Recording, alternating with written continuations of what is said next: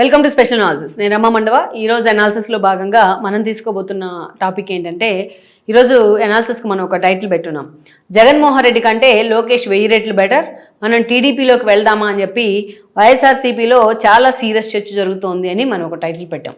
అయితే ఈ టైటిల్ పెడతాం కనుక ఒక సాలిడ్ రీజన్ ఉంది. ఇక్కడ మనం చూసినట్లయితే ఈ టైటిల్ పెడతానికి కారణం ఏంటి అంటే, గత కొంతకాలంగా లోకేష్ వార్తల్లో ఉండడమే.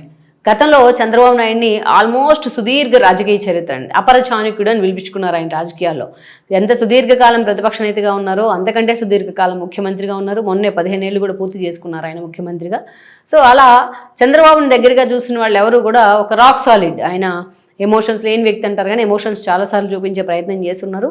తన ఎక్స్పీరియన్స్ కౌంట్స్. చంద్రబాబు నాయుడుది ఈరోజు వైఎస్ రాజశేఖర రెడ్డిలా ఒక ఆకర్షణ శక్తి లేదు, ఎన్టీఆర్లా అందగాడు కాదు, అదేవిధంగా జగన్మోహన్ రెడ్డిలా మోసకారి కాదు, కేసీఆర్లా రేవంత్ రెడ్డిలా మాటల మాంత్రికుడు కాదు. అయినా సరే చంద్రబాబు నాయుడు అంటే ఒక బ్రాండ్.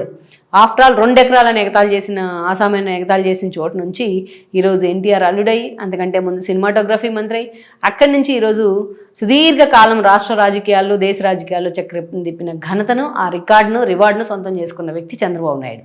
సో ఆయన టైప్ ఆఫ్ పాలిటిక్స్ ఎలా ఉంటాయంటే, చంద్రబాబు నాయుడు ఎప్పుడు కూడా అగ్రెసివ్గా వెళ్ళడానికి ఇష్టపడరు. ప్రత్యర్థుల మీదైనా ఎవరి మీద అయినా సరే కాలమే వాళ్ళ మీద ప్రతీకారం తీర్చుకుంటుందని వదిలేస్తారు ఏమో కానీ, ఒక వెండెట్టా పాలిటిక్స్ కానీ మిగతా వాటికి ఆయన ఆస్కారం ఎవరు, అలా అని ఎమోషన్స్ని బయటపెట్టే ప్రయత్నం కూడా చేయరు. సో తనకంటూ కూడా ఒక రాక్ సాలిడ్గా నిలబడతారు ఇష్యూ ఏదైనా సరే.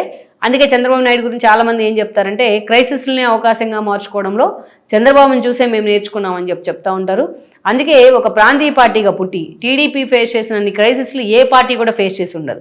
అలాంటి క్రైసిస్లు ఉన్నా ఇన్ని సంవత్సరాలు టీడీపీ తెలుగు గుండెల్లో నిలబడింది, తెలుగు వాళ్ళ గుండెల్లో అంటే అది ఆ పార్టీ పెట్టిన ముహూర్తం ఎన్టీఆర్ చేతుల్లోని కావచ్చు, అదేవిధంగా చంద్రబాబు నాయుడు చేతుల్లోకి వచ్చిన తర్వాత ఆయన పార్టీని నిలబెట్టిన విధానం కావచ్చు. So Chandrababu style of politics అంత డీసెంట్గా డిగ్నిఫైడ్గా ఉంటాయి. సో మనం అన్నట్టు ఆయన వెండెట్ట అది ప్రతీకారం తీర్చుకునే ప్రయత్నాలు ఇంకోటి ఎక్కడ కూడా ఆయన డిక్షనరీలో మనం చూడం.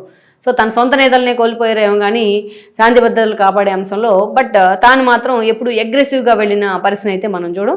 ఇంకా గట్టిగా మాట్లాడితే తన భార్యని అనరాని మాటలు అన్నారని కన్నీళ్లు పెట్టుకున్న పరిస్థితిని కూడా గత 5 ఏళ్లలో మనం చూసాం. సో ఆ కన్నీటికి సమాధానం ఏంటనేది ప్రజలే చెప్పున్నారు. అయితే ఇప్పుడు లోకేష్ సంథింగ్ డిఫరెంట్. ఎక్కడైతే తనను అవమానించారో, ఎక్కడైతే తను ప్రత్యక్ష ఎన్నికల ద్వారా ఎన్నిక కాలేవు అని తనని గేలు చేశారో, అలాంటి చోటు నుంచే తాను మలుచుకునే ప్రయత్నం చేశారు. ఆయన చెక్కుకున్నారు తను తానే ఓపిక్గా. ఆ క్రమంలోనే ఆయన తాను ఎక్కడైతే తన ప్రజలు ఓడించిన మంగళగిరిలోనే ఈరోజు హయ్యెస్ట్ మెజారిటీతో ఎమ్మెల్యే అయ్యారు. ఆ తర్వాత కూటమి ప్రభుత్వంలో ఈరోజు ఐటీ శాఖ మంత్రిగా, అదేవిధంగా విద్యాశాఖ మంత్రిగా ఉన్నారు.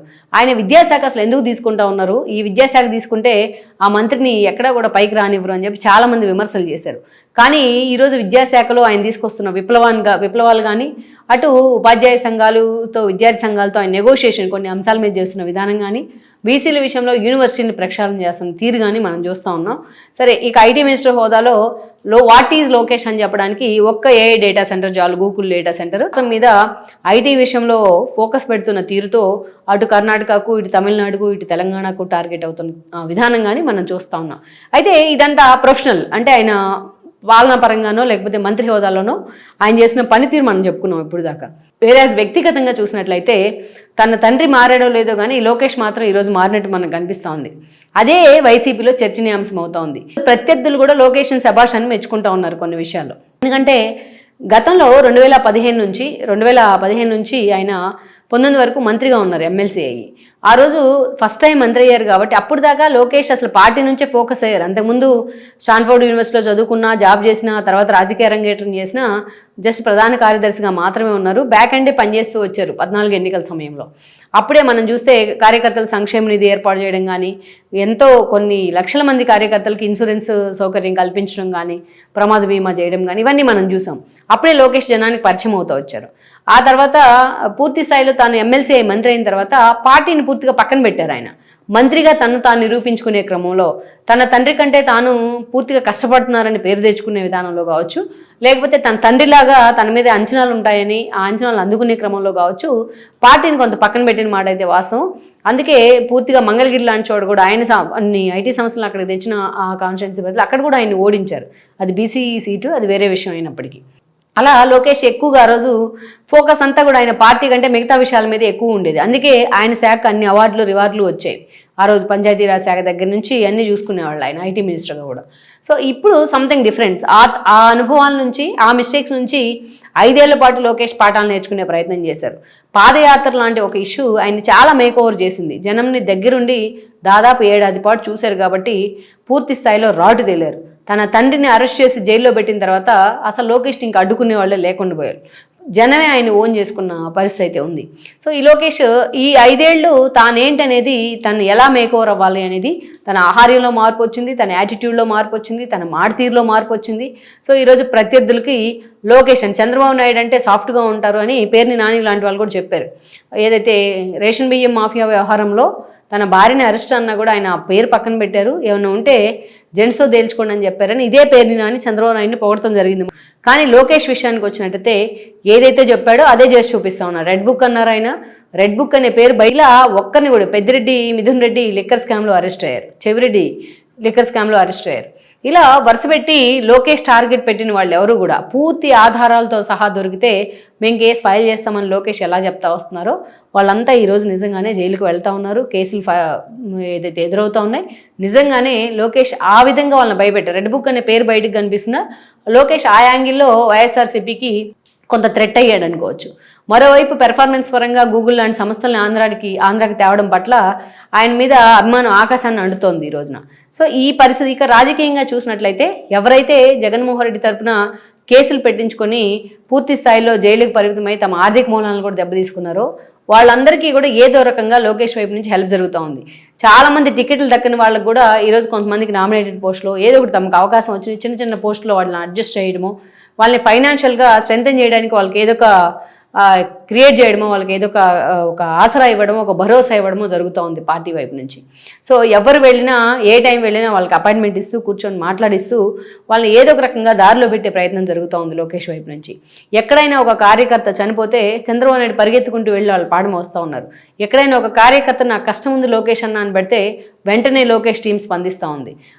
ఇలా ఎక్కడెక్కడ ఉన్న వాళ్ళ మొత్తాన్ని కూడా తెలుగువాడు ఎక్కడున్నా మేము కాపాడుతామంటూ లోకేష్ ముందు నిలుస్తున్న పరిస్థితి అయితే కనిపిస్తోంది.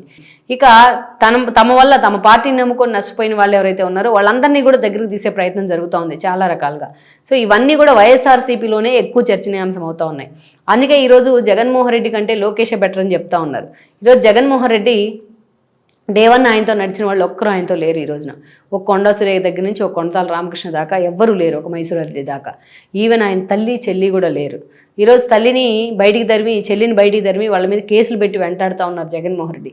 అదే తల్లిని అవమానించిన వాళ్ళని తీసుకెళ్లి లోకేష్ జైల్లో పెట్టించారు. అది లోకేష్కు జగన్మోహన్ రెడ్డికి తేడా. అంతేకాదు ఈరోజు చూసినట్లయితే జగన్మోహన్ రెడ్డి మొన్నటి ఎన్నికలకు ముందు సగం మందికి టికెట్లు ఇవ్వాల, ఇంకా సగం మందిని అటు ఇటు షఫుల్ చేశారు. ఓడిపోయిన వాళ్ళందరూ కూడా కుమిలిపోతూ ఉంటే ఆర్థిక సమస్యలతో వాళ్ళని కనీసం ఇంతవరకు ఓదార్చే ప్రయత్నం చేయాల. అంతేకాదు చాలామంది రాజ్యసభ సభ్యులు ఎమ్మెల్సీలు వెళ్ళిపోతుంటే కనీసం వాళ్ళని పిలిచి కూర్చోబెట్టుకుని మాట్లాడే ప్రయత్నం చేయాల. ఈరోజు ఎమ్మెల్యేలని అసెంబ్లీకి వెళ్ళనివ్వకుండా చేస్తే వాళ్ళందరూ మొత్తుకుంటున్నా కూడా జగన్మోహన్ రెడ్డి వాళ్ళ గోడు వినిపించుకోవట్లా. సో ఇవన్నీ చూసిన ఆ ఎమోషనల్ బాండింగ్ మిస్ అయ్యారు జగన్మోహన్ రెడ్డి. ఆ మోనోపల్లితో 5 ఏళ్ల పాటు ఆయన నడిపించిన మోనోపల్లితో ఆ ఎమోషన్ బాండింగ్ మిస్ అయ్యారు. బట్ అదే ఎమోషన్ని లోకేష్ క్యారీ ఫార్వర్డ్ చేసే ప్రయత్నం చేస్తున్నారు.